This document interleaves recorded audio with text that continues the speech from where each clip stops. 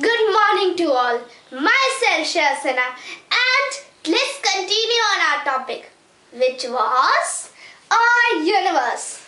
So let's start learning this. But first, I want to tell you that in my previous video, the camera was suddenly the video was suddenly closed due to the camera error. So in my previous video, we had discussed till the Pluto, not till the Neptune, and a little bit about the Pluto also. So let's learn about the Pluto in details. So I want to tell you the story of that. So what happens that before the 2006, Pluto was regarded as the ninth planet, but in the year 2006, by the year 2006, what happens that we find so many planets like the Pluto, and because of that, the scientists, the astronomers have to then tell the definition of planet, the characteristics of planet, and we see that we look at that, we look deeply in the Pluto and we see that the Pluto was so smaller. It don't follow the characteristics of planet. The characteristic of planet is basically it should revolve around the sun and it should be of a particular size. It should be not so very small. So because the Pluto was so small, let me give you the idea. Our smallest planet of the solar system is Mercury. It is so smaller than like this. It was. So it can't be a planet. It don't follow the characteristic of a planet. Because of that, the scientists decided to regard the Pluto as the dwarf planet. You know the meaning of dwarf? The small one. So let's learn about about the satellite. So let's learn about the satellites.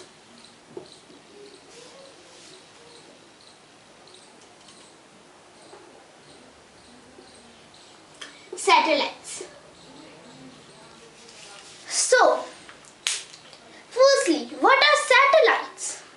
So, the satellites are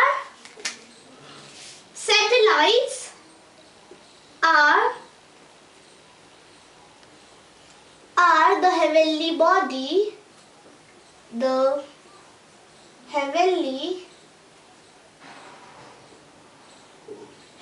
bodies which revolves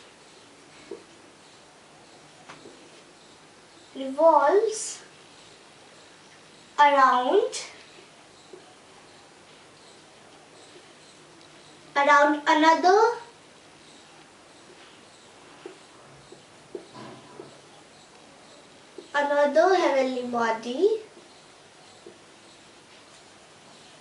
another heavenly body, which is bigger.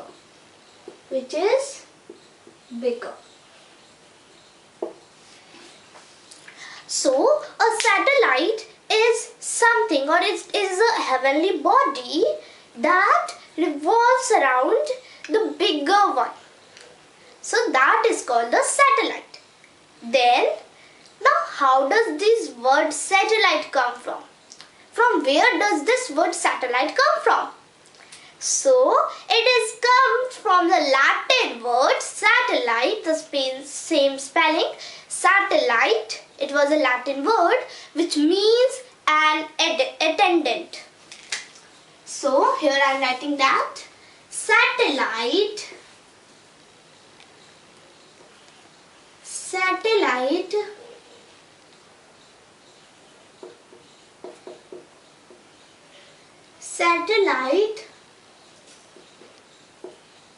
the word satellite is derived from the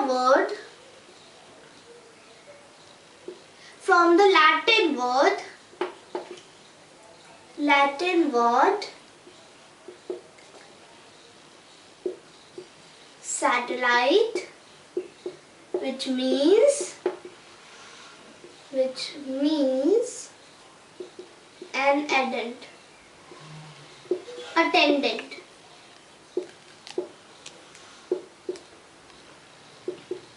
Or we can also see the satellites as a little follower.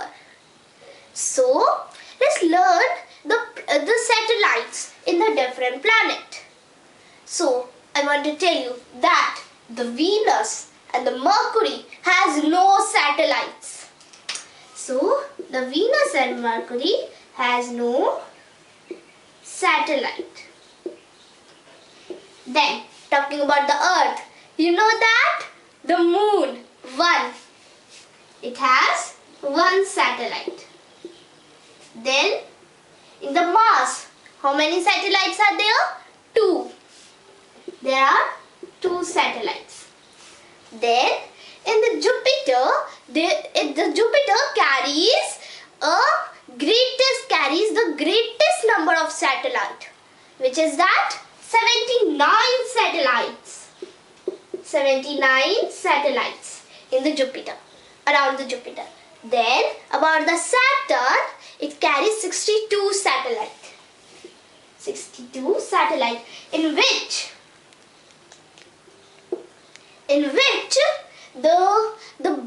the biggest one is called the Titan. Biggest satellite or the largest satellite of Saturn is called Titan. Then talking about the Uranus, it carries 27 satellites. Then the Neptune carries 13 satellites here.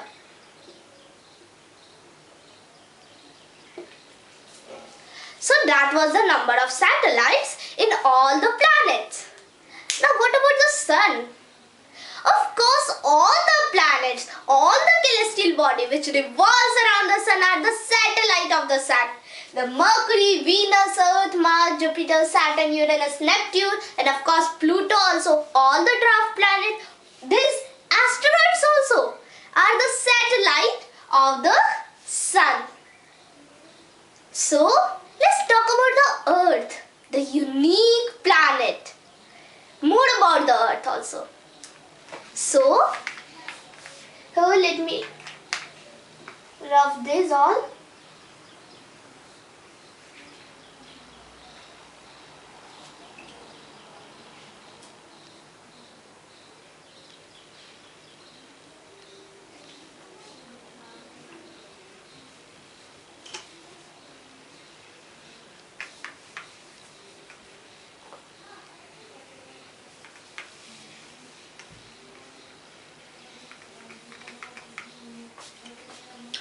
So let's learn about the Earth, the unique planet.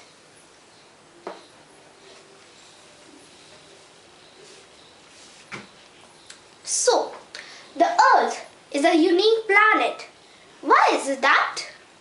That because it is a planet which is known to us. It is a planet which carries life, which support life on it. According to the scientists, there is no any other planet which we had found yet that it supports the life. For now, the Earth is the unique planet. Now, why does it supports life? How does it supports life? And why does all the planets don't do that? Let me tell you. So, for existence of life on any planet, there should be 3 conditions. What are that conditions? Let me write down for you. So the 3 conditions should be that the planet should have the atmosphere. The planet should have the atmosphere. Then it should have the water in its liquid form. It could be not ice and it could be not in steam. it should be in liquid form. So it should have the water in which form? Liquid form, in a large amount. Then it should have a distance, appropriate distance, or it should get the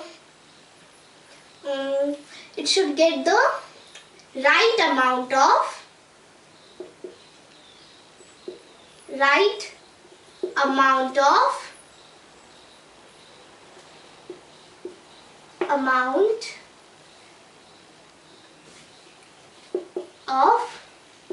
heat and light from the sun. So our earth is unique. It has these three conditions. It has the atmosphere, the envelope of air, or the air, you know that around the earth there is air, so many air, which forms the atmosphere, which we call atmosphere. Then it carries the water or liquid. Water, it is liquid form. It carries water, that means it has a so large amount of water. It's 2/3 of its surface, or we can say 3/4 of its surface is covered only with water. 70% of earth is just made up of water only. And then it is revolving around the sun in a perfect place. It has a perfect placement. A little bit of farther from sun, it will get freeze, and a little bit of closer to sun, it will get burnt. Like the Mercury and the Venus, and the Mars and Jupiter, they has no liquid form of water. So that's why our Earth is a unique planet, and the zone in which Earth is revolving is called the Goldilocks zone. It has a different name, Goldilocks zone, because it is perfectly placed, and in that area it is getting the appropriate amount of heat, light and energy also. So our Earth is revolving in the Goldilocks zone.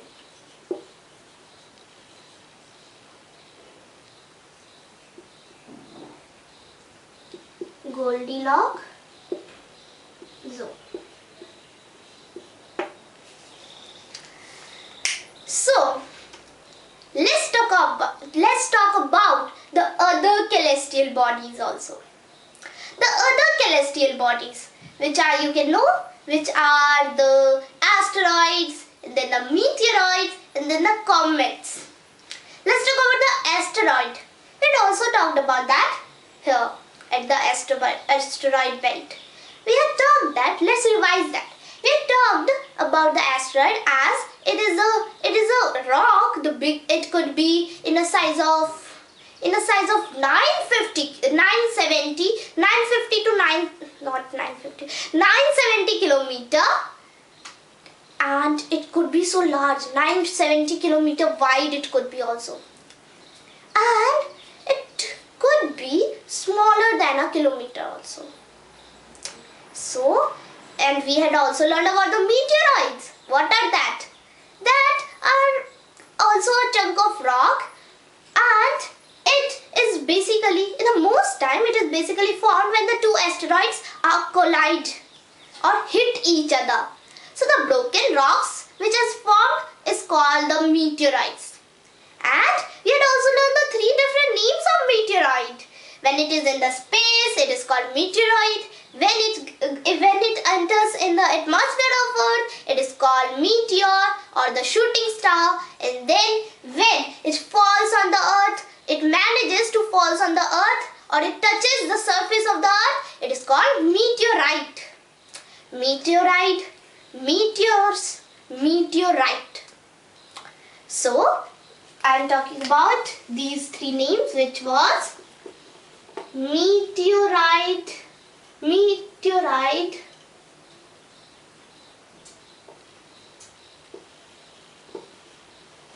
then meteor or the shooting star. Then also about here, what was that? Yeah, meteorite.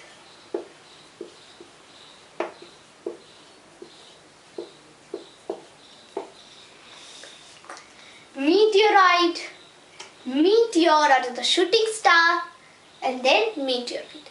And yeah, let's talk about the comets also. So what are that?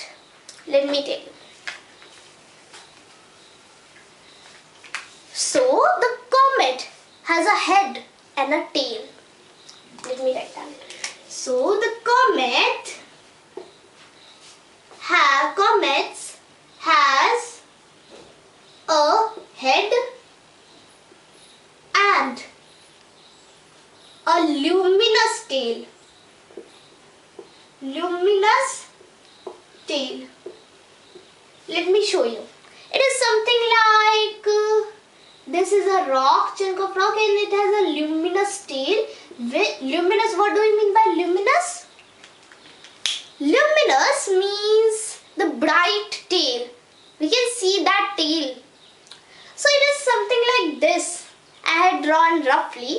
It is something like this. Here's a rock and it has a tail, a luminous tail. I think that we should talk about the constellation and stars also. Let's talk about that. Let me rub this.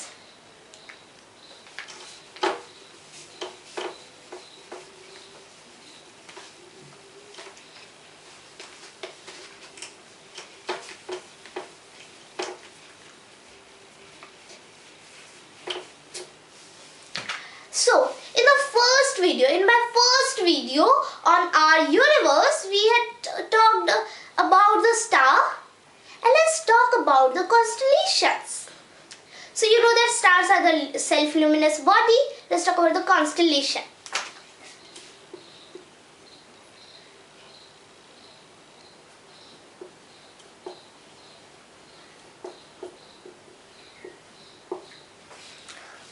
So you will ask, what does this constellation mean?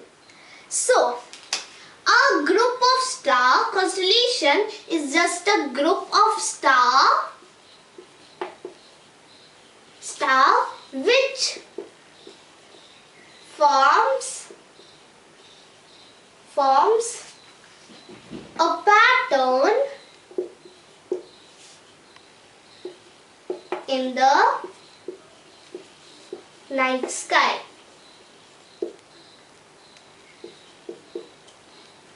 So, what is this constellation? It is just a group of stars which forms the pattern in the sky. I think you know some of them. Orion. It's something look like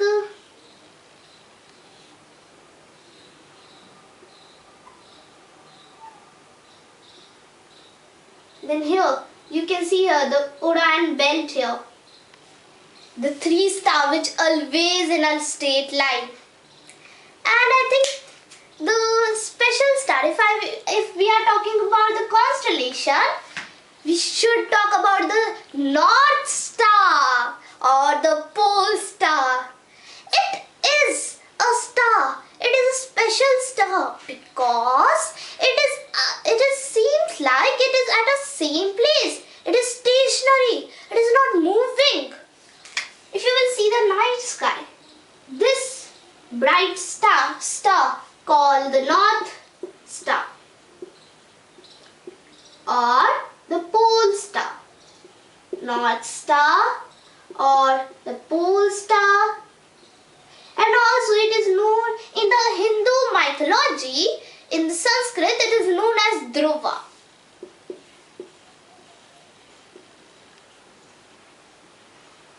Dhruva also. So these are the 3 names of this. So what happens if you will see the night sky? You will see that North Star is always stationary. It seems like it do not move. But that that's not the true.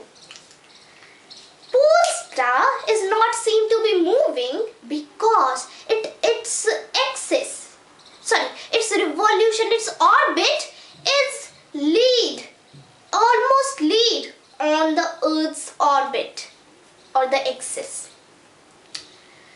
That's why it seems like it is always stationary at a place. But it's not true. And also, this pole star is, how can we find this pole star? But wait, why do we call this a North Star here? And also the pole star? That's because that star is always in the north direction.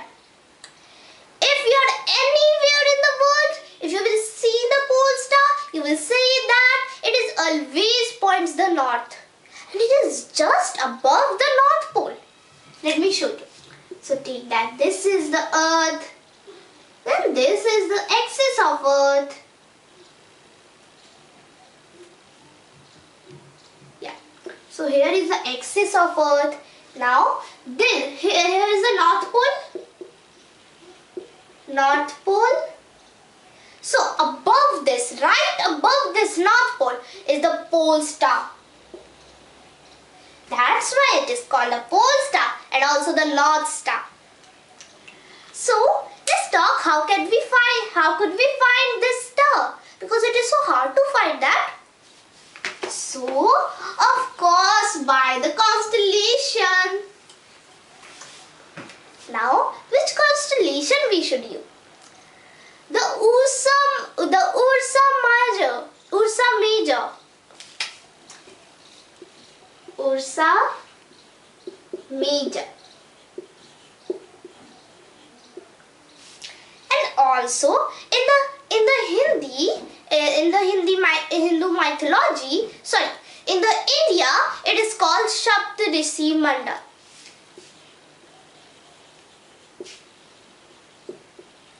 Saptarishi Mandal. That's because it is made up of the 7 stars. Let me tell you. So it is like a spoon. 1 star over here, 2 star here, and then 3 star over here. And then, not in the straight line, it is.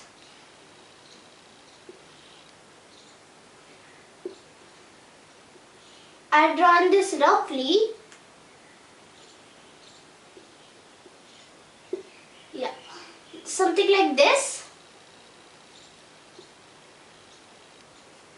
So, oh, there is 6 already. Let me draw it.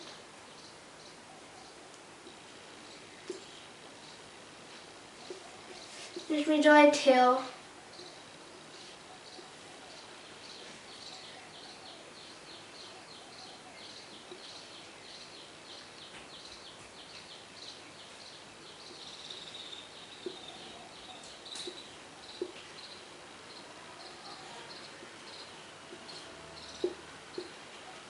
So it is something like this.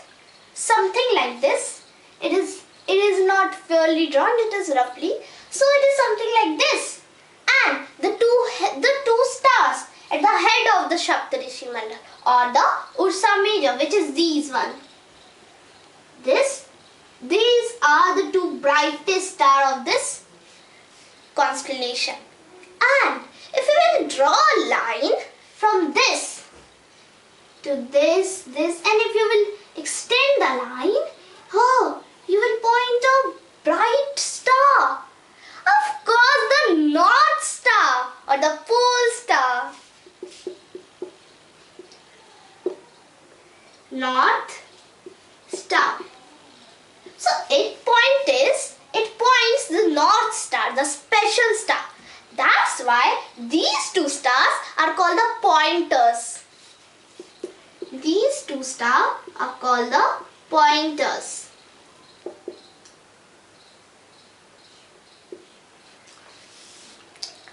So I think that is clear to you. And the this line over here, this is an imaginary line.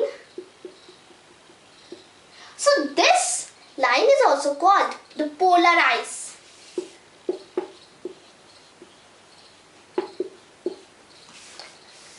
So now I think that this is clear to you. So in my next video we will talk about the new topic, and for now our universe is just completed. So thank you for watching this video and have a nice day ahead. Thank you.